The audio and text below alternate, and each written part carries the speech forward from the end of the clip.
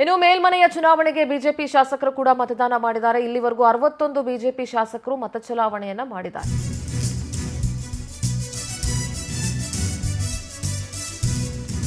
S R Vishwanath, Umanath Kotian, Kamath ಸೇರಿದಂತೆ ಹಲವು ಶಾಸಕರು ಹಕ್ಕು ಚಲಾವಣೆ ಮಾಡಿದ್ದಾರೆ. ವಿಧಾನಸೌಧದ ಕೊಠಡಿ ಸಂಖ್ಯೆ 106ರಲ್ಲಿ ಮತದಾನ ನಡೀತಾ ಇದೆ.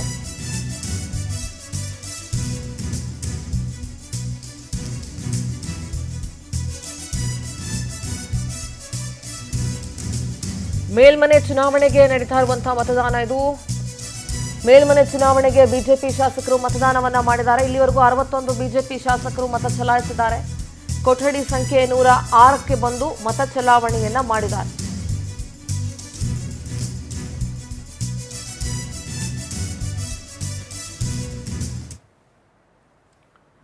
ಯಲಹಂಕ ಶಾಸಕ ವಿಶ್ವನಾಥ್ ಮತದಾನವನ್ನ ಮಾಡ್ತಾ ಇರೋ ದೃಶ್ಯ ನೋಡ್ತಾ ಇದ್ದೀರಿ. ಇನ್ನು ಉಮಾನಾಥ್ ಕೋಟ್ಯಾನ್ ಇರಬಹುದು ಅಥವಾ ಕಾಮತ್ ಇರಬಹುದು, ಹಲವು ಮಂದಿ ಈಗ ಮತವನ್ನ ಚಲಾಯಿಸಿದ್ದಾರೆ. ಒಟ್ಟು 222 ಶಾಸಕರು. ಕಾಂಗ್ರೆಸ್ ಬೇಡ ಅಂತ ಹೇಳ್ತೀವಿ. ನಮ್ಮ ಸೋನಿಯಾ ಗಾಂಧಿಯವರು, ರಾಹುಲ್ ಗಾಂಧಿಯವರು ಅವತ್ತು ದೇವೇಗೌಡರು ಅಪ್ಲಿಕೇಶನ್ ಹಾಕಿರೋದ್ರಿಂದ ನೀವು ಅಪ್ಲಿಕೇಶನ್ ಹಾಕಬೇಡಿ ಅಂತ.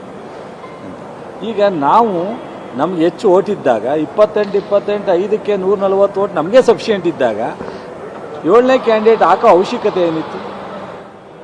ಸೊ ಅಲ್ಲಿಗೆ ಏನರ್ಥ, ಅವರು ವ್ಯಾಪಾರ ಮಾಡೋಕ್ಕೆ ರೆಡಿ ಇದ್ದಾರೆ, ದುಡ್ಡಿದೆ, ನಾವು ಪರ್ಚೇಸ್ ಮಾಡ್ತೀವಿ ಅನ್ನೋ ಕಾರಣದಿಂದನೇ ಹಾಕಿದ್ದಾರೆ. ಅದರಿಂದ ನೀವು ಅವರನ್ನೇ ಕೇಳಬೇಕು. ನಾವು ನಮ್ಗೆ ಸಫಿಷಿಯೆಂಟ್ ಮಠ ಇದ್ದಾವೆ, ನಮ್ಮನ್ನು 5 ಸೀಟ್ ಗೆಲ್ಕತ್ತೀವಿ, ಅದರಿಂದ ಯಾವುದೇ ತೊಂದರೆ ಇಲ್ಲ. ಸೊ ಕ್ಲಿಯರ್ ಕಟ್ಟಾಗಿ ನಾವು ಸೆಕೆಂಡ್ ಪ್ರಿಫರೆನ್ಸ್ ಓಟೇ ಎಕ್ಸಸ್ ಆಗಿ ನಿಲ್ತದೆ. ಅದರಿಂದ ಯಾವ ಪ್ರಾಬ್ಲಮ್ಮೂ ಇಲ್ಲ. ಈ JDS BJP ಕೇಳೋ ಮಾತನ್ನು ನಮಗೆ ಕೇಳ್ತಾ ಇದ್ದಾರೆ. ಅಡ್ಡ ಮತದಾನ ಆಗಲ್ಲ ಸರ್. ಬಿಡ್ದಿದ್ದು ಕೆಲವೊಂದು ಈ ಬುದ್ಧಿಜೀವಿಗಳು ಲೆಟರ್ ಬರ್ತಾರೆ ರಾಹುಲ್ ಗಾಂಧಿ ಅವರಿಗೆ.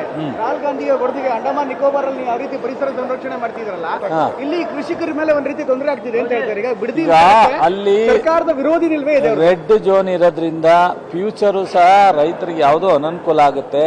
ಅಲ್ಲಿ ಈಗಲೇ ನಾವು ಹಿಂದೆ ಕುಮಾರಸ್ವಾಮಿ ಇದ್ದಾಗಲೇ ರೆಡ್ ಝೋನ್ ಆಗಿದೆ. ಇವತ್ತಲ್ಲ, ಅವತ್ತು ತೆಗ್ದಿಲ್ಲ ಅವರು, ಇವತ್ತು ತೆಗಿಯೋಕ್ಕಾಗಲ್ಲ. ಮತ್ತು ಕುಮಾರಸ್ವಾಮಿನೇ 2006ರಲ್ಲಿ ಇದನ್ನ ಮಾಡಬೇಕು, ಡ್ರಾಪ್ ಮಾಡಿಲ್ಲ, ಮಾಡಕ್ಕೆ ಸ್ಟಾರ್ಟ್ ಮಾಡಿದ್ದಾರೆ ಅವರು.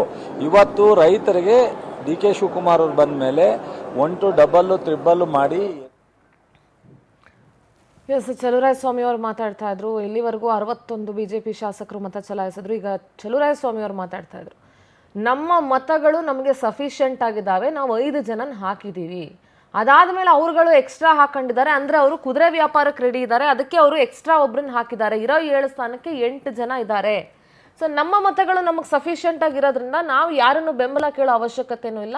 ಸೊ ನಾವು ಸಫಿಷಿಯೆಂಟ್ ಆಗಿ 5 ಜನ, ನಮ್ಮ ಮತಗಳಿಗೆ ಎಷ್ಟು ಬೇಕೋ ಅಷ್ಟು ಜನ ಅಭ್ಯರ್ಥಿಗಳನ್ನ ಹಾಕಿದ್ದೀವಿ. ಆದರೆ ಇವರು ಕುದುರೆ ವ್ಯಾಪಾರ ಮಾಡಕ್ಕೆ ರೆಡಿ ಇದ್ದಾರೆ, ಪರ್ಚೇಸ್ ಮಾಡೋದಕ್ಕೆ ರೆಡಿ ಇರೋದ್ರಿಂದ ಎಕ್ಸ್ಟ್ರಾ ಅಭ್ಯರ್ಥಿಗಳನ್ನ ಹಾಕಿದ್ದಾರೆ, ಅವ್ರನ್ನ ಕೇಳಬೇಕು ನೀವು ಅಂತ ಚಲುವರಾಯಸ್ವಾಮಿ ಅವರು ಮಾತಾಡ್ತಾ ಇದ್ರು. ನೋಡಿ, ಕಾಂಗ್ರೆಸ್ 135, ಬಿಜೆಪಿ 62, JDS 18, ಪಕ್ಷೇತರ 2, ಸರ್ವೋದಯ ಕರ್ನಾಟಕ ಪಕ್ಷ 1, ಬಿಜೆಪಿ ಉಚ್ಚಾಟಿತರು 3 ಜನ ಇದ್ದಾರೆ. ಅಭ್ಯರ್ಥಿ ಗೆಲುವಿಗೆ ಬೇಕಾಗಿರೋದು 28 ಮತ, ಅಂದರೆ ಒಬ್ಬ ಅಭ್ಯರ್ಥಿಯ ಗೆಲುವಿಗೆ. ಸೊ ಹೀಗಾಗಿ ಕಾಂಗ್ರೆಸ್ ನನಗೆ ಬೇಕಾದಷ್ಟು ಸಫಿಷಿಯೆಂಟ್ ಆಗುವಷ್ಟು ಲೆಕ್ಕಾಚಾರ ಹಾಕೊಂಡು ಅಭ್ಯರ್ಥಿಗಳನ್ನು ಹಾಕಿದೆ. ಅಫ್ಕೋರ್ಸ್ ಬಿಜೆಪಿ ಉಚ್ಚಾಟಿತರು 3 ಜನ ಅಂದರೆ ಹೆಬ್ಬಾರು, ST ಸೋಮಶೇಖರ್, ಯತ್ನಾಳ್ ಯಾರಿಗೆ ಮತ ಹಾಕಿರ್ತಾರೆ ಗೊತ್ತಿಲ್ಲ. ಆದರೆ ST ಸೋಮಶೇಖರ್ ಮತ್ತು ಹೆಬ್ಬಾರ್ ಅವರು ಆತ್ಮಸಾಕ್ಷಿಯ ಮತಗಳನ್ನು ಹಾಕಿದ್ದೀವಿ ಅಂತ ಹೇಳಿದ್ರು. ಆತ್ಮಸಾಕ್ಷಿಯ ಮತ ಅಂತ ಬಂದಾಗ ಪರೋಕ್ಷವಾಗಿ ಕಾಂಗ್ರೆಸ್ಗೆ ಮತವನ್ನು ಹಾಕಿದ್ದೀವಿ ಅಂತ ಹೇಳ್ದಂಗಿತ್ತು ಅದು. ಸೊ ಹೀಗಾಗಿ ಈ ಮೇಲ್ಮನೆ ಚುನಾವಣೆಯ ಫೈಟ್ ಇತ್ತಲ್ಲ, ಇದು ಬಹಳ ನೆಕ್ ಟು ನೆಕ್ ಇರುವಂತ ಫೈಟು. ಈಗ ಪಕ್ಷದಲ್ಲಿ ನಾವು ಏನು 5ನೇ ಅಭ್ಯರ್ಥಿ ಅಂದರೆ ನಮ್ಮ ಅಭ್ಯರ್ಥಿನ ಕಣಕ್ಕಿಳಿಸಿದ್ದೀವಿ. ಈಗ ಅದನ್ನ ಕುಮಾರಣ್ಣವರು ಅವರ ಒಂದು ವಿಶ್ವಾಸ ಇದೆ, ನಾವು ಗೆಲ್ತೀವಿ ಅನ್ನುವಂಥ ಒಂದು ಆಧಾರದ ಮೇಲೆ ಮಾಡಿರ್ತಕ್ಕಂಥ. ಸೊ ಹಾಗಾಗಿ ನಾವೆಲ್ಲನೂ ಪಕ್ಷಕ್ಕೆ ಏನಾಯಿತು, ಹೈಕಮಾಂಡ್ ಏನು ಹೇಳಿದಾರೋ ಅದನ್ನು ಮಾಡಲಿಕ್ಕೆ ಎಲ್ಲ ನಾವು ಇವತ್ತು ಮತದಾನ ಮಾಡಿ ಬಂದಿದ್ದೀವಿ. ಸೊ ಮುಂದೆ ಕುಮಾರಣ್ಣ ಮತ್ತು ಅವರ ಒಂದು ಏನು ವಿಚಾರ ಮಾಡಿ ಏನು ಮಾಡಬೇಕು ಅಂತಿದ್ದಾರೋ ಅದನ್ನು ಖಂಡಿತ ಅವರು ನಿರ್ಧಾರ ತಗೊಂಡು ಮಾಡ್ತಾರೆ ಅನ್ನೋದು ನಮಗೆ ವಿಶ್ವಾಸ ಇದೆ. ಸೊ ನಮ್ಮ ಅಭ್ಯರ್ಥಿ ಗೆಲ್ತಾರೆ ಅನ್ನೋದನ್ನ ನಾವೆಲ್ಲರೂ ಒಂದು ಒಮ್ಮತದಿಂದ ತೀರ್ಮಾನ ತಗೊಂಡಿದ್ದೀವಿ. ಸರ್, ನಿಮ್ಮನ್ನ ಮುಖ್ಯಮಂತ್ರಿ ಡಿ.ಕೆ. ಶಿವಕುಮಾರ್ ಅವರು ಕಾಂಗ್ರೆಸ್ ನಾಯಕರು ಸಂಪರ್ಕ ಮಾಡಿದ್ರು, ಅವ್ರ ಜೊತೆಗೆ ಮಾತುಕತೆ ಏನಾದ್ರು ಮಾಡಿದ್ರ ಸರ್ ನಿಮ್ಮ ಜೊತೆ? ಈಗ ಸಹಜವಾಗಿ ಎಲ್ಲ ಹೇಳ್ತಾರಪ್ಪ, ಈಗ ನಾನೊಬ್ಬ ಶಾಸಕನು, ಬಟ್ ಅದನ್ನ ಈಗೆಲ್ಲ ಕೇಳ್ತೀನಿ. ಬಟ್ ಅಲ್ಟಿಮೇಟ್ ಆಗಿ ನಾನು ಯಾರಿಗೆ ಮತ ಹಾಕ್ಬೇಕು ಅನ್ನೋದು ನನ್ನ ಆತ್ಮಸಾಕ್ಷಿ ನಾನು ಮಾಡಬೇಕಲ್ಲ. ಸೊ ಹಾಗಾಗಿ ಹೈಕಮಾಂಡ್ ಏನಿದೆ, ನಮ್ಮ ಹೈಕಮಾಂಡ್ ನಾವು ತೀರ್ಮಾನ ತಗೊಂಡು ಮಾಡ್ತೀವಿ. ಇಷ್ಟು. Thank you. ಒಂದು ನಿಮಿಷ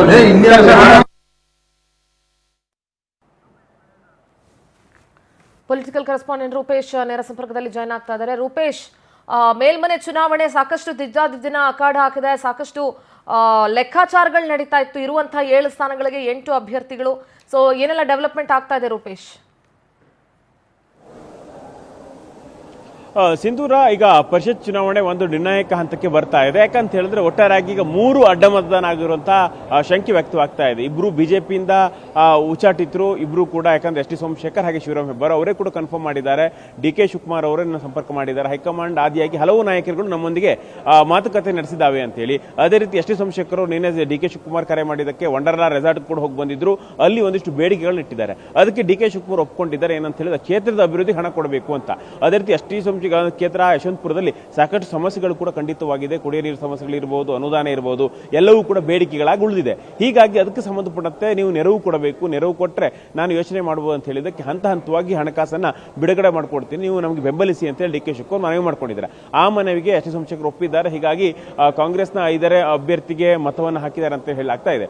ಹಾಗೆ ಶಿವರಾಮ್ ಹೆಬ್ಬಾರ್ ಅವರು ಕೂಡ ಅದೇ ರೀತಿಯಾಗಿ ಕಾಂಗ್ರೆಸ್ ಸಂಪರ್ಕವನ್ನ ಮಾಡಿದೆ ಅಂತೇಳಿ. ಆದರೆ ಅವರ ಮಾತೃ ಪಕ್ಷ ಉಚ್ಚಾಟನೆಗೊಂಡಂತಹ ಪಕ್ಷ ಬಿಜೆಪಿ ಅವ್ರನ್ನ ಸಂಪರ್ಕ ಮಾಡಿಲ್ಲ. ಅದೇ ರೀತಿ ಜೆಡಿಎಸ್ ಕೂಡ ಸಂಪರ್ಕ ಮಾಡಿಲ್ಲ ಅನ್ನೋ ವಿಚಾರವನ್ನ ಅವರೇ ಹೇಳ್ಕೊಂಡಿದ್ದಾರೆ. ಹೀಗಾಗಿ ಸಂಪರ್ಕವೇ ಮಾಡಿಲ್ಲ ಅಂದ್ಮೇಲೆ ಬಿಜೆಪಿಗೆ ಹಾಕುವಂತಹ ಪ್ರಮೇಯ ಬರೋದಿಲ್ಲ ಅನ್ನೋದನ್ನ ಸೂಚ್ಯವಾಗಿ ಹೇಳಿದ್ದಾರೆ. ಹಾಗೆ ಎಸ್ ಟಿ ಸೋಮಶೇಖರ್ ಅವರು ಹಾಗೆ ಶಿವರಾಮ್ ಹೆಬ್ಬಾರ್ ಇಬ್ಬರೂ ಕೂಡ ಹೈಕಮಾಂಡ್ ಮನವಿ ಮೇರೆಗೆ, ಸಿಎಂ ಮನವಿ ಮೇರೆಗೆ ಕ್ಷೇತ್ರದ ಅನುದಾನಕ್ಕೋಸ್ಕರವಾಗಿ ಅಡ್ಡ ಮತದಾನ ಮಾಡಿದ್ದಾರೆ ಅನ್ನೋದು ಕನ್ಫರ್ಮ್ ಆಗ್ತಾ ಇದೆ. ಅದೇ ರೀತಿ ಜಿ.ಟಿ. ದೇವೇಗೌಡರು ಜೆಡಿಎಸ್ ನ ಬ್ಯಾಚ್ ನೊಂದಿಗೆ ಬಂದಿರಲಿಲ್ಲ. ಜೆಡಿಎಸ್ ಅವರು ಈಗ ಬರ್ಲಿಕ್ಕೆ ಶುರು ಮಾಡಿದಾರಷ್ಟೇ. ಆದ್ರೆ ಜೆಡಿಎಸ್ ಅವರು ಈಗ ಜೆಡಿಎಸ್ ಜೊತೆ ಬಂದಿರೋದು, ಅವರೇ ಏಕಾಂಗಿಯಾಗಿ ಬಂದಿರೋದ್ರಿಂದ, ಅದೇ ಮೊದಲು ಅವರು ಮತದಾನ ಮಾಡಿರೋದ್ರಿಂದ ಅವರು ಕೂಡ ಅಡ್ಡ ಮತದಾನ ಮಾಡಿರಬಹುದು ಅನ್ನೋ ಶಂಕೆ ವ್ಯಕ್ತವಾಗ್ತಾ ಇದೆ. ಹೀಗಾಗಿ 2 ಸಂಖ್ಯಾಬಲ ಬೇಕಾಗಿತ್ತು. ಹೀಗಾಗಿ 2 ಸಂಖ್ಯಾಬಲ ಈಗ ಬಿಜೆಪಿ ಕೊರತೆ ಆಗಿದೆ, ಜೆಡಿಎಸ್ ಕೂಡ ಕೊರತೆ ಆದಂತ ಕಾಣ್ತಾ ಇದೆ, 1 ಮತದ. ಹೀಗಾಗಿ ಕಾಂಗ್ರೆಸ್ 2ನೇ ಪ್ರಸಿದ್ಧ ಮತಗಳ ಲೆಕ್ಕಾಚಾರದಲ್ಲಿ ಗೆಲ್ಲಬಹುದು ಅನ್ನುವಂಥ ಶಂಕೆ ವ್ಯಕ್ತವಾಗ್ತಾ ಇದೆ. ಹೀಗಾಗಿ ಈ ಲೆಕ್ಕಾಚಾರಗಳನ್ನು ಎಲ್ಲರೂ ಕೂಡ ಬಸ್ಗಳ ಮೂಲಕವಾಗಿ ಬಂದಿದ್ರು. ಈ ಮೂಲಕವಾಗಿ ಪರಿಷತ್ ಚುನಾವಣೆ 4 ಗಂಟೆಗೆ ಫಲಿತಾಂಶ ಬರುತ್ತೆ. ಈ ಫಲಿತಾಂಶ ಹೇಗಾಗುತ್ತೆ ನೋಡಬೇಕಾಗುತ್ತೆ. ಒಟ್ಟಾರಾಗಿ ಈಗ 3 ಅಡ್ಡ ಮತದಾನ ಆಗಿರುವಂತಹ ಶಂಕೆ ವ್ಯಕ್ತವಾಗ್ತಾ ಇದೆ. ಆದ್ರೆ ಈಗ ಒಳಗಡೆ ಏನಾಗಿದೆ ಅನ್ನೋದನ್ನ ಫೈನಲ್ 4 ಗಂಟೆ ನೋಡಬೇಕಾಗುತ್ತೆ. ಸಿಂಧೂರ, ರೂಪೇಶ್, ನನ್ನ ಧ್ವನಿ ಕೇಳಿಸ್ತಾ ಇದ್ರೆ ಯತ್ನಾಳ್ ಅವರ ವಿಚಾರದಲ್ಲೂ ಸಾಕಷ್ಟು ಪ್ರಶ್ನೆ ಇತ್ತು. ಯತ್ನಾಳ್ ಕೂಡ ಬಿಜೆಪಿ ಉಚ್ಚಾಟಿತ ಶಾಸಕ ಆಗಿರೋದ್ರಿಂದ ಅವರೇನಾದ್ರೂ ಅಡ್ಡ ಮತದಾನ ಮಾಡ್ತಾರಾ ಅನ್ನುವಂಥ ಲೆಕ್ಕಾಚಾರಗಳು ನಡೀತಾ ಇತ್ತು. ಆದ್ರೆ ಇಲ್ಲೊಂದ್ ಕಡೆ ಜನಾರ್ದನ್ ರೆಡ್ಡಿ ಹೇಳ್ತಾರೆ, ಇಲ್ಲ ಅವರು ಬಿಜೆಪಿ ಉಚ್ಚಾಟಿತರಾದ್ರೂ ಕೂಡ ಅವರು ಬಿಜೆಪಿ ಪರ ಇದ್ದಾರೆ, ನಾವ್ ಏನ್ ಹೇಳ್ತೀವೋ ಹಾಗೆ ಮಾಡ್ತಾರೆ ಅಂತ ಹೇಳಿ. ಯತ್ನಾಳ್ ಅವರ ವಿಚಾರದಲ್ಲೂ ಒಂದಷ್ಟು ಗೊಂದಲಗಳಿದ್ದಾವೆ ರೂಪೇಶ್. ನಿಜ. ಯಾಕಂತ ಹೇಳಿದ್ರೆ ಬಿಜೆಪಿಗೆ 2+2 ಆಗಿದೆ. ಯಾಕಂತ ಹೇಳಿದ್ರೆ ಒಂದು ಯತ್ನಾಳ್ ಅವರು ಉಚ್ಚಾಟನೆಗೊಂಡಿದ್ದಾರೆ. ಹೀಗಾಗಿ ಯತ್ನಾಳ್ ಏನ್ ಮಾಡಬಹುದು ಅನ್ನೋ ಲೆಕ್ಕಾಚಾರಗಳಿತ್ತು. ಆದ್ರೆ ಯತ್ನಾಳ್ ಇದೇ ವಿಚಾರಕ್ಕೆ ಸಂಬಂಧಪಟ್ಟಂತೆ ಒಂದು ಕ್ಲಾರಿಟಿ ಕೊಟ್ಟು ನಿತಿನ್ ನವೀನ್ ಅವ್ರಿಗೆ ಒಂದು ಪತ್ರವನ್ನು ಬರೆದಿದ್ದಾರೆ. ನಾನು ಬಿಜೆಪಿ ಉಚ್ಚಾಟನೆ ಆಗಿರಬಹುದು, ಆದ್ರೆ ನಾನು ಬೇರೆ ಪಕ್ಷಗಳಿಗೆ ಬೆಂಬಲಿಸುವುದಿಲ್ಲ ಅನ್ನುವಂಥದ್ದನ್ನು ಹೇಳಿದ್ದಾರೆ. ಅದೇ ರೀತಿಯಾಗಿ ಬಿಜೆಪಿ ಅಭ್ಯರ್ಥಿಗೆ ಬೆಂಬಲಿಸಿದಾಗ ಅವರೇ ಘೋಷಣೆಯನ್ನ ಮಾಡ್ಕೊಂಡಿದ್ದಾರೆ. ಹೀಗಾಗಿ ಇಲ್ಲಿ ಯತ್ನಾಳ್ ಅವರು ಪಕ್ಕ ಬಿಜೆಪಿಗೆ ಮತ ಹಾಕಂತ ಕಾಣ್ತಾ ಇದೆ. ಅದೇ ರೀತಿಯಾಗಿ ಜನಾರ್ದನ್ ರೆಡ್ಡಿ ಅವರ ಬಹಿರಂಗ ಘೋಷಣೆ ಮಾಡಿದ್ದಾರೆ, ನಾನು ಬಿಜೆಪಿಗೆ ಬೆಂಬಲಿಸ್ತೇನೆ ಅಂತೇಳಿ. ಯಾಕಂದ್ರೆ ಪಕ್ಷ ಕೂಡ ವಿಲೀನ ಆಗಿತ್ತು. ಹೀಗಾಗಿ ಜನಾರ್ದನ್ ರೆಡ್ಡಿಯವರು ಇಲ್ಲಿ ಬಿಜೆಪಿಗೆ ಅಭ್ಯರ್ಥಿಗೆ ಮತವನ್ನು ಚಲಾಯಿಸಿದ್ದಾರೆ. ಆದಿರ್ತಕ್ಕಂಥ ಪ್ರಶ್ನೆ ಅಂತ ಹೇಳಿದ್ರೆ, ಇವರು ಬಿಜೆಪಿಗೆ ಇಬ್ಬರು ಚಲಾಯಿಸಿದ್ರು ಕೂಡ ಬಿಜೆಪಿಗೆ ಸಂಖ್ಯಾಬಲಗಳ ಕೊರತೆ ಜೆಡಿಎಸ್ ಬಿಜೆಪಿ ಕಾಣುತ್ತೆ. ಹೀಗಾಗಿ 2ನೇ ಪ್ರಸಿದ್ಧ ಮತಗಳ ಲೆಕ್ಕಾಚಾರ ಹಾಕಿದಾಗ ಕೂಡ ಅಲ್ಲಿ ಬಿಜೆಪಿ ಸೋಲಾಗಬಹುದು, ಜೆಡಿಎಸ್ ಮೈತ್ರಿಕೂಟಕ್ಕೆ ಸೋಲಾಗಬಹುದು ಲೆಕ್ಕಾಚಾರ ಇದೆ. ಹೀಗಾಗಿ ಇಲ್ಲಿ ಅಂತೂ ಸ್ಪಷ್ಟವಾಗ್ತಾ ಹೋಗುತ್ತೆ. ಯಾಕಂತ ಹೇಳಿದ್ರೆ ಯತ್ನಾಳ್ ಅವರ ನಡೆ ಏನಾಗಬಹುದು ಅನ್ನೋದನ್ನ ನೋಡ್ತಾ ಹೋದ್ರೆ ಯತ್ನಾಳ್ ಅವ್ರದ್ದು ಹಾಗೆ ಎಸ್ ಟಿ ಸೋಮಶೇಖರ್, ಶಿವರಾಮ್ ಹೆಬ್ಬಾರ್ ನಡೆನೇ ಬೇರೆ ಆಗ್ತಿರುತ್ತೆ. ಅದೇ ರೀತಿಯಾಗಿ ಅವ್ರ ಪ್ರಕರಣಕ್ಕೂ ನಮ್ಮ ಪ್ರಕರಣಕ್ಕೂ ಹೋಲಿಕೆ ಮಾಡ್ಲಿಕ್ಕೆ ಸಾಧ್ಯ ಇಲ್ಲ. ಯತ್ನಾಳ್ ಅವರ ಕಾಂಟೆಸ್ಟೇ ಬೇರೆ ಅಂತೇಳಿ ಶಿವರಾಮ್ ಹೆಬ್ಬಾರ್ ಅವರೇ ಹೇಳಿದ್ದಾರೆ. ಈ ಮಟ್ಟಿಗೆ ನೋಡೋದಾದ್ರೆ ಯತ್ನಾಳ್ ಅವರು ಪಕ್ಷಕ್ಕೆ ವಾಪಸ್ ಬರಬಹುದು ಅನ್ನೋ ಲೆಕ್ಕಾಚಾರ ಇತ್ತು. ಆದರೆ ಎಸ್ ಟಿ ಸೋಮಶೇಖರ್ ಹಾಗೆ ಶಿವರಾಮ್ ಹೆಬ್ಬಾರ್ ಇಬ್ಬರು ಕೂಡ ಪಕ್ಷಕ್ಕೆ ಬರ್ತಾರೆ ಅನ್ನೋದು ಯಾವುದೇ ನಿರೀಕ್ಷೆ ಇಲ್ಲ. ಅವರಿಗೂ ನಿರೀಕ್ಷೆ ಇಲ್ಲ, ಬಿಜೆಪಿಗೂ ನಿರೀಕ್ಷೆ ಇಲ್ಲ. ಹೀಗಾಗಿ ಯತ್ನಾಳ್ ಅವರ ಮತ ಬಿಜೆಪಿ ಬಿದ್ದಿರೋದು ಒಂದಿಷ್ಟು ಬಿಜೆಪಿಗೆ ಬೂಸ್ಟ್. ಯಾಕಂತ ಹೇಳಿದ್ರೆ ಮೈತ್ರಿಕೂಟದ ಅಭ್ಯರ್ಥಿ ಗೆಲ್ತಾರೆ ಅಂತ ತಿಳಿಯಲ್ಲ, ಆದ್ರೂ ಕೂಡ ಯತ್ನಾಳ್ ಅವರ ಮೈಂಡ್ ಸೆಟ್ ಅನ್ನೋದು ಇದರಲ್ಲಿ ಗೊತ್ತಾಗ್ತಾ ಇದೆ. ಸಿಂಧೂರ, ರೂಪೇಶ್, ಮತ್ತೊಂದು ವಿಚಾರ, ಚಲುವರಾಯಸ್ವಾಮಿ ಅವರು ಮಾತಾಡ್ತಾ ಹೇಳ್ತಾ ಇದ್ರು, ನಮಗೆ ನಮ್ಮ ಅಭ್ಯರ್ಥಿಗಳು, ನಮ್ಮ ಮತಗಳು ನಾವು ಸಫಿಷಿಯಂಟ್ ಆಗಿರೋಕೆ ನಾವು 5 ಜನನ ಹಾಕಿದ್ದೀವಿ. ಸೊ ಅವ್ರಿಗೆ ಮತಗಳ ಶಾರ್ಟೇಜ್ ಇದೆ ಅಂತ ಗೊತ್ತಾದ್ರೂ ಕೂಡ ಎಕ್ಸ್ಟ್ರಾ ಅಭ್ಯರ್ಥಿ ಹಾಕಿದ್ದಾರೆ ಅಂತ ಹೇಳಿದ್ರೆ ಅವರು ಪರ್ಚೇಸ್ ಮಾಡೋದಕ್ಕೆ ರೆಡಿ ಇದ್ರು. ಬಿಜೆಪಿ ಆಗಲಿ JDS ಆಗಲಿ ಶಾಸಕರನ್ನ ಪರ್ಚೇಸ್ ಮಾಡೋದಕ್ಕೆ ರೆಡಿ ಇದ್ರು, ಅವ್ರು ಕುದುರೆ ವ್ಯಾಪಾರಕ್ಕೆ ರೆಡಿ ಇದ್ರು. ಹಾಗಾಗಿ ಮತಗಳಿಲ್ಲ ಅಂದ್ರೂ ಅಭ್ಯರ್ಥಿಗಳನ್ನು ಹಾಕಿದ್ದಾರೆ ಅಂತ ಹೇಳ್ತಾ ಇದ್ರು ಚಲುವರಾಯಸ್ವಾಮಿ ಅವರು. ಈ ಆಂಗಲ್ ಇಂದ ಮಾತಾಡೋದಾದ್ರೆ ರೂಪೇಶ್, ಸಿಂಧೂರಿಗೆ ಯಾಕಂದ್ರೆ ಚುನಾವಣೆ ಘೋಷಣೆ ಆದಾಗ ಒಂದು ಚಿತ್ರಣ ಅಂತ ಸಿಗುತ್ತೆ ಎಷ್ಟು ಗೆಲ್ಬಹುದು ಅಂತ. ಯಾರಾದ್ರೆ ಆ ಚಿತ್ರಣದಲ್ಲಿ 6 ಅಭ್ಯರ್ಥಿ ಗೆಲ್ಲಿಕ್ಕೆ ಸಾಧ್ಯ. ಹೀಗಾಗಿ ಚಲುವರಾಯಸ್ವಾಮಿ ಹೇಳಿದಂತೆ ಸ್ಪಷ್ಟ ಬಹುಮತ ಇತ್ತ ಕಾಂಗ್ರೆಸ್ಗೆ ಅಂತ ಹೇಳಿದ್ರೆ 5ನೇ ಅಭ್ಯರ್ಥಿ ಗೆಲ್ಲಿಸಲಿಕ್ಕೆ ಸ್ಪಷ್ಟ ಬಹುಮತ ಇರಲಿಲ್ಲ. ಸ್ಪಷ್ಟ ಬಹುಮತ ಇದ್ರೆ ಇಷ್ಟೆಲ್ಲ ಸರ್ಕಸ್ ಮಾಡುವಂತಹ ಪ್ರಮೇಯ ಕೂಡ ಬರ್ತಾ ಇಲ್ಲ. ಆದ್ರೆ ಇಲ್ಲೀಗ ಯಾಕಂದ್ರೆ ಬಿಜೆಪಿಯ ಬೆಂಬಲಿತ ಬಿಜೆಪಿಯಿಂದ ಗೆದ್ದಂತ ಉಚ್ಚಾಟನೆ ತಗೊಂಡವರು ಕಾಂಗ್ರೆಸ್ ಪರ ಒಲವನ್ನು ಹಿಂದಿನಿಂದಲೂ ಕೂಡ, ಯಾಕಂತ ಹೇಳಿದ್ರೆ ಹಿಂದೆನೂ ಕೂಡ ಶಾಸಕಾಂಗ ಸಭೆಗೆ, ಈ ಸಭೆ ಅಲ್ಲ ಹಿಂದಿನ ಸಭೆಗೂ ಕೂಡ ಬಂದಿರೋದನ್ನು ಗಮನಿಸಿಕೊಂಡಿದ್ದೇವೆ. ಹೀಗಾಗಿ ಇಲ್ಲಿ ಸ್ಪಷ್ಟವಾಗಿರ್ತಕ್ಕಂಥ ಬಹುಮತ ಇಬ್ಬರಿಗೂ ಕೂಡ ಇರಲಿಲ್ಲ. ಆದರೆ ಒಂದು ತಂತ್ರಗಾರಿಕೆಯನ್ನು ಯಾರೋ ಕುದುರೆ ವ್ಯಾಪಾರ ಒಂದಿಷ್ಟು ಆಗಿರಬಹುದು, ಅದೇ ರೀತಿಯಾಗಿ ಪ್ರಯತ್ನ ಕೂಡ ನಡೆದಿರಬಹುದು. ಯಾಕಂತ ಹೇಳಿದ್ರೆ ಖುದ್ದು ಕಾಂಗ್ರೆಸ್ ಶಾಸಕಾಂಗ ಸಭೆಯಲ್ಲಿ ಮೊಳಕಾಲ್ಮೂರು ಶಾಸಕರಾಗಿರ್ತಕ್ಕಂಥ NY ಗೋಪಾಲಕೃಷ್ಣ ಅವರು ಹೇಳ್ಕೊಂಡಿದ್ದಾರೆ, ನನಗೆ JDS ಅವರು ಕರೆ ಮಾಡಿದ್ದಾರೆ ಅಂತ ಹೇಳಿ. ಕೇವಲ ನೇರವಾಗಿ ಅಭ್ಯರ್ಥಿಗಂತಲ್ಲ. ಮತ್ತೊಂದು ಕಡೆ ಪ್ರಶ್ನೆ ರೂಪೇಶ್, ಮತ್ತೊಂದು ಕಡೆ ಪ್ರಶ್ನೆ, GT ದೇವೇಗೌಡರ ನಡೆ ಇಲ್ಲಿ ಬಹಳಷ್ಟು ಪ್ರಶ್ನಾರ್ಥಕ ಆಗಿದೆ. ಎಲ್ಲೋ ಒಂದ್ ಕಡೆ ಅವ್ರಿಗೆ JDS ಮೇಲಿರುವಂತಹ ಅಸಮಾಧಾನ ಇಲ್ಲಿ ಸ್ಫೋಟಗೊಳ್ತಾ ಇದೆಯಾ ಅಂತ ಅನ್ನಿಸ್ತಾ ಇದೆ. ಅವ್ರು ಏಕಾಂಗಿಯಾಗಿ ಬಂದಿದ್ದಿರ್ಬೋದು, ಮತದಾನ ಮಾಡಿದ್ದಿರ್ಬೋದು, ಅಥವಾ JDS ನಾಯಕರಿಂದ ಅಂತರ ಕಾಯ್ದುಕೊಳ್ತಾ ಇರೋ ವಿಚಾರ ಇರ್ಬೋದು. ಏನ್ ಹೇಳ್ತೀರಿ GTD ವಿಚಾರದಲ್ಲಿ ರೂಪೇಶ್? ಇಲ್ಲೀಗ ಪ್ರಮುಖವಾಗಿ ಒಂದು GTD ವಿಚಾರದಲ್ಲಿ ಒಂದಂತೂ ಸ್ಪಷ್ಟವಾಗ್ತಾ ಹೋಗುತ್ತೆ, ಅವರಿಗೆ JDS ಮೇಲಿರ್ತಕ್ಕಂಥ ಮುನಿಸುಗಳೆಲ್ಲವೂ ಕೂಡ ಇಲ್ಲಿ ಗೊತ್ತಾಗ್ತಾ ಹೋಗುತ್ತೆ. ಒಂದ್ ಕಡೆ ದೇವೇಗೌಡರನ್ನ ಭೇಟಿ ಮಾಡಿದ್ರು, ಆದ್ರೆ ಅಲ್ಲಿ ಸ್ಥಳೀಯವಾಗಿ ಒಂದಿಷ್ಟು ಸಮಸ್ಯೆಗಳಿದೆ ಅನ್ನೋದು ಸ್ಪಷ್ಟವಾಗ್ತಾ ಹೋಗುತ್ತೆ. ಸಾರಾ ಮಹೇಶ್ ಹಿಡಿದು ಒಂದಿಷ್ಟು ಸ್ಥಳೀಯ ನಾಯಕರು ಬೇರೆ ಅಭ್ಯರ್ಥಿಗಳನ್ನ ರೆಡಿ ಮಾಡ್ಲಿಕ್ಕೆ ಹೊರಟಿದ್ದಾರೆ. ಈ ಬಗ್ಗೆ ಸಮಾವೇಶ ಮಾಡಿದ್ದಾರೆ ಅಂತೇಳಿ ಮಾಡಲಿಕ್ಕೆ ಪ್ರಯತ್ನ ಪಟ್ಟಿದ್ದು ಮಾಡಿದ್ದೆಲ್ಲವನ್ನೂ ಕೂಡ ನೋಡಿದ್ದೇವೆ. ಆದ್ರೆ ಇದೆಲ್ಲವೂ ಕೂಡ ಈ ಒಂದು ಪರಿಷತ್ ಚುನಾವಣೆ ಒಂದಿಷ್ಟು ಮೈಂಡ್ ಸೆಟ್ಗಳನ್ನು, ಯತ್ನಾಳ್ ಮೈಂಡ್ ಸೆಟ್ ಹೇಗಿದೆ, ಬಿಜೆಪಿ ಅಂತ ಒಲವಿದೆ. SD ಸೋಮಶೇಖರ್ ಅವರು ಹಾಗೆ ಇಲ್ಲಿ ಶಿವರಾಮ್ ಹೆಬ್ಬಾರ್ ಅವರು ಡಿಬೇಟ್ ಆಗಿದ್ದಾರೆ ಅನ್ನೋದು ಗೊತ್ತಾಗ್ತಾ ಇದೆ. ಅದೇ ರೀತಿಯಾಗಿ ಇಲ್ಲಿ GT ದೇವೇಗೌಡರು ಕೂಡ ಪಕ್ಷದಿಂದ ಹೆಚ್ಚು ಡಿಬೇಟ್ ಆಗ್ತಾ ಇದ್ದಾರೆ, ದೂರ ಸರಿತಾ ಇದ್ದಾರೆ ಅನ್ನೋದು ಸ್ಪಷ್ಟವಾಗ್ತಾ ಇದೆ. ಹೀಗಾಗಿ ಕಾಂಗ್ರೆಸ್ಗೆ ಪರಿಷತ್ ಚುನಾವಣೆಯಲ್ಲಿ ಮತ ಹಾಕಿದ್ದ ಮೇಲೆ ನೆಕ್ಸ್ಟ್ ಮುಂದಿನ ಚುನಾವಣೆಯಲ್ಲಿ ಈಗ ಕಾಂಗ್ರೆಸ್ ಇಂದ GT ದೇವೇಗೌಡರು ಸ್ಪರ್ಧೆ ಮಾಡಲ್ಲ ಅನ್ನೋದು ಏನೂ ಕೂಡ ಇಲ್ಲ.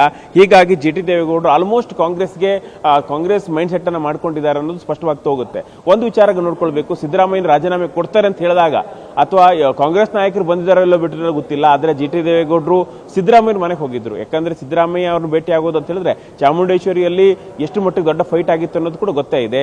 ಹೀಗಾಗಿ ಇಲ್ಲಿ ಎಲ್ಲ ಬೆಳವಣಿಗೆಗಳು ಈಗ ಸದ್ಯಕ್ಕೆ ನಡೆದಂತ ಬೆಳವಣಿಗೆಗಳು, GT ದೇವೇಗೌಡರು ಅಡ್ಡ ಮತದಾನ ಮಾಡಿದರೆ ಅಂತ ಹೇಳಲಾಗ್ತಾ ಇದೆಯಲ್ಲ, ಎಲ್ಲಾ ಬೆಳವಣಿಗೆಗಳು ನೋಡಿದ್ರೆ ಇದೆಲ್ಲವೂ ಕೂಡ ರಾಜಕೀಯದಲ್ಲಿ ಒಂದು ದೂರದೃಷ್ಟಿಯನ್ನು ನೋಡೋದಾದ್ರೆ ಎಲ್ಲವೂ ಕೂಡ ಒಂದು ಯಾರ ಒಲವು ಯಾರ ಪರ ಇದೆ ಅನ್ನೋದು ಗೊತ್ತಾಗ್ತಾ ಇದೆ. ಅದೇ ರೀತಿ GT ದೇವೇಗೌಡರ ಒಲವು ಕಾಂಗ್ರೆಸ್ ಪರ ಇದೆ ಅನ್ನೋದು ಕೂಡ ಸ್ಪಷ್ಟವಾಗ್ತಾ ಹೋಗ್ತಾ ಇದೆ. ಸಿಂಧೂರ. All right Rupesh, thank you Rupesh ನಿಮ್ಮೆಲ್ಲ ಡೀಟೇಲ್ಸ್ಗಾಗಿ. ಒಟ್ಟಾರೆಯಾಗಿ ಸಾಕಷ್ಟು ಲೆಕ್ಕಾಚಾರಗಳು ನಡೆದಿದೆ. ಎಲ್ಲೋ ಒಂದು ಕಡೆ GT ದೇವೇಗೌಡರು ಮೈಸೂರಿನ ಭಾಗದಲ್ಲಿ ಬಹಳ ಪ್ರಭಾವಿ ಶಾಸಕರವರು, ಚಾಮುಂಡೇಶ್ವರಿ ಕ್ಷೇತ್ರವನ್ನು ಪ್ರತಿನಿಧಿಸ್ತಾ ಇದ್ದಾರೆ. ಸೊ ಅವರ ಒಲವು ಕಾಂಗ್ರೆಸ್ ಪಕ್ಷದ ಕಡೆ ಇದೆ ಅನ್ನೋ ರೀತಿ ಕಾಣಿಸ್ತಾ ಇದೆ. ಸಂತೋಷ್ ಲಾಡ್ ಮಾತಾಡ್ತಾ ಇದ್ದಾರೆ. ಮತದಾನ ನಡೀತಾ ಇದೆ. 5ನೇ ಅಭ್ಯರ್ಥಿಯ ವಿಚಾರದಲ್ಲಿ ಇನ್ನೂ ಕೂಡ ಫ್ಲಕ್ಚುಯೇಷನ್ ನಡೀತಾ ಇದೆ. ನಮ್ಮಲ್ಲಿ ಸ್ಪಷ್ಟತೆ ಇದೆ, 5ನೇ ಅಭ್ಯರ್ಥಿ ಕೂಡ ನಮ್ದು ಗೆಲ್ತಾರೆ ಅಂತಕ್ಕಂಥ ಸಂಪೂರ್ಣ ನಂಬಿಕೆ ಇದೆ ನನಗೆ. JDSನವರು ಹೇಳ್ತಿದ್ದಾರೆ ನಮ್ಮ ಅಭ್ಯರ್ಥಿ ಕೂಡ ಗೆಲ್ತಾರೆ, ಆತ್ಮಸಾಕ್ಷಿ ಮತಗಳು ಚಲಾವಣೆ ಆಗುತ್ತೆ, ಕಾಂಗ್ರೆಸ್ನವರು ಕೈ ಜೋಡಿಸ್ತಾರೆ ಅಂತ. ಅದು ಅವ್ರಿಗೆ ಮಾತ್ರ ಇದ್ರೆ ಎಲ್ಲರಿಗೆಲ್ಲ ಆಗುತ್ತಲ್ಲ, ಆತ್ಮಸಾಕ್ಷಿ ಮತ ಅವರಿಗಷ್ಟೇ ಅಲ್ಲ, ಎಲ್ಲರಿಗೆಲ್ಲ ಆಗುತ್ತೆ. ಕಾದ್ ನೋಡೋಣ. ನೀವು ಟ್ರೈ ಮಾಡಿದಿರಿ ಆತ್ಮಸಾಕ್ಷಿಗೆ? ಆತ್ಮಸಾಕ್ಷಿ ಮತಕ್ಕಾಗಿ ಕಾಂಗ್ರೆಸ್ ಕೂಡ ತುಂಬಾ ಟ್ರೈ ಮಾಡಿದೆ. ಎಲ್ಲರೂ ಟ್ರೈ ಮಾಡ್ತಾ ಇದ್ದಾರೆ, ಅದೇ ಹೇಳ್ತಿರೋದು. ಈ ರಿಸಲ್ಟ್ಸ್ ಬಂದ್ಮೇಲೆ ಗೊತ್ತಾಗೋದಲ್ಲ, ವೇಟ್ ಮಾಡಿ ನೋಡೋಣ. Thank you. ನಮ್ಮ ಅಭ್ಯರ್ಥಿಗಳು ಗೆಲ್ತಾರೆ ಅಂತ ಹೇಳ್ತಾ ಇದ್ರು ಸಂತೋಷ್ ಲಾಡ್. ಎಸ್, ಎಲ್ಲರೂ ಅದನ್ನೇ ಹೇಳೋದಲ್ವ, ಯಾರಾದ್ರೂ ನಮ್ಮ ಅಭ್ಯರ್ಥಿ ಸೋಲ್ತಾರೆ ಅಂತ ಹೇಳೋಕ್ಕಾಗತ್ತಾ? ಈ ಆತ್ಮಸಾಕ್ಷಿ ಮತ ಅಂತ ಇದೆಯಲ್ಲ, ಅದೇ ಇಲ್ಲಿ ದೊಡ್ಡ ಪ್ರಶ್ನೆ. ಆತ್ಮಸಾಕ್ಷಿ ಅನ್ನೋದು ಇದೆಯಾ ರಾಜಕಾರಣಿಗಳಿಗೆ? ಆತ್ಮಸಾಕ್ಷಿ ಅನ್ನೋದು ಯಾವ ವಿಚಾರದಲ್ಲಿದೆ ಇವ್ರಿಗೆ ಅನ್ನೋದೇ ದೊಡ್ಡ ಪ್ರಶ್ನೆ. ಅಭಿವೃದ್ಧಿ ವಿಚಾರದಲ್ಲಿ, ಜನರ ಸೇವೆ ವಿಚಾರದಲ್ಲಿ, ಜನಗಳ ಕಷ್ಟ ಸುಖದ ವಿಚಾರದಲ್ಲಿ ಇಲ್ಲದಿರೋ ಆತ್ಮಸಾಕ್ಷಿ, ಮತದಾನದ ಸಂದರ್ಭದಲ್ಲಿ ಯಾವ ರೀತಿಯ ಆತ್ಮಸಾಕ್ಷಿಯ ಮತಗಳು ಬೀಳ್ತಾವೆ? I do not understand. ಈ ಹಿಂದೆ ಕೂಡ ಇದೆ ಇಂಥದ್ದೇ ಸಂದರ್ಭದಲ್ಲಿ SD ಸೋಮಶೇಖರ್ ಅದೇ ಮಾತನ್ನು ಹೇಳಿದ್ರು, ಆತ್ಮಸಾಕ್ಷಿಯ ಮತಗಳನ್ನು ಹಾಕಿದ್ದೀನಿ, ನಾನು ಮತವನ್ನು ಹಾಕಿದ್ದೀನಿ ಅಂತ ಹೇಳ್ತಾ ಇದ್ರು. ಸೊ ಈ ಆತ್ಮಸಾಕ್ಷಿ ಬಗ್ಗೆ ಈಗ ಬಹಳಷ್ಟು ಚರ್ಚೆ ಆಗಬೇಕಾಗಿದೆ. ರಾಜಕಾರಣಿಗಳಿಗೂ ಅಫ್ಕೋರ್ಸ್ ಅವರ ಪರ್ಸನಲ್ ಲೈಫಲ್ಲಿ ಅವರಿಗೆ ಆತ್ಮಸಾಕ್ಷಿ ಇರ್ಬೋದು, ಆದರೆ ಅವರ ರಾಜಕೀಯ ಬದುಕುಗಳಲ್ಲಿ ಅವರು ಆತ್ಮಸಾಕ್ಷಿಯುತವಾಗಿ ಎಷ್ಟು ಮಟ್ಟಿಗೆ ನಡ್ಕೊಂಡಿರ್ತಾರೆ ಏನು ಅನ್ನೋದು ಅವರವರೇ ಕೂತ್ಕೊಂಡು ಪ್ರಶ್ನೆ ಮಾಡ್ಕೋಬೇಕು ಅಂತ ಅನಿಸುತ್ತೆ. ಎಸ್, ಪರಿಷತ್ ಚುನಾವಣೆ ಅಂತ ಬಂದಾಗ ಅದರದೇ ಆದಂಥ ಸಾಕಷ್ಟು ಲೆಕ್ಕಾಚಾರಗಳಿರ್ತವೆ. ಅಡ್ಡ ಮತದಾನದ ಭೀತಿ ಪ್ರತಿಯೊಂದು ಪಕ್ಷಕ್ಕಿದೆ. 135ರ ಬಹುಮತವನ್ನು ಪಡ್ಕೊಂಡಿರುವಂಥ ಕಾಂಗ್ರೆಸ್ ಪಕ್ಷ ಮತ್ತು ಆಡಳಿತದಲ್ಲಿರುವಾಗ್ಲೂ ರೆಸಾರ್ಟ್ ರಾಜಕೀಯ ಮಾಡಿ ತನ್ನ ಶಾಸಕರನ್ನ ರೆಸಾರ್ಟ್ನಲ್ಲಿ ಹಿಡಿದಿಟ್ಕೊಳ್ಳೋ ಕೆಲಸ ಮಾಡುತ್ತೆ ಅಂತಂದರೆ ಬಹುಶಃ ಕಾಂಗ್ರೆಸ್ಗೂ ಅಡ್ಡ ಮತದಾನದ ಭೀತಿ ಇರಬಹುದೇನೋ.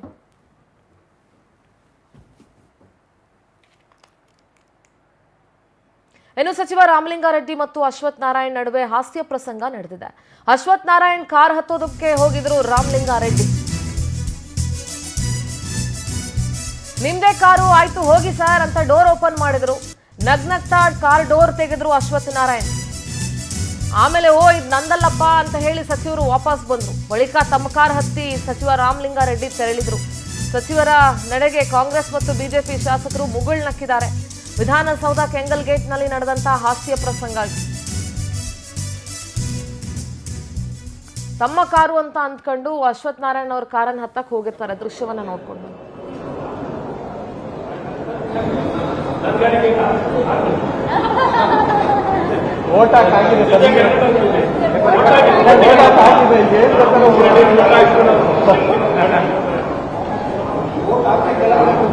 ಅದಕ್ಕೆ ಸರ್ ಈಗ ಯಾರ ಜೊತೆ ಬೇಕಾದ್ರೂ ಹೋಗ್ಬೋದು, ನೀವೇನು ಕೇಳಲ್ಲ ಈಗ.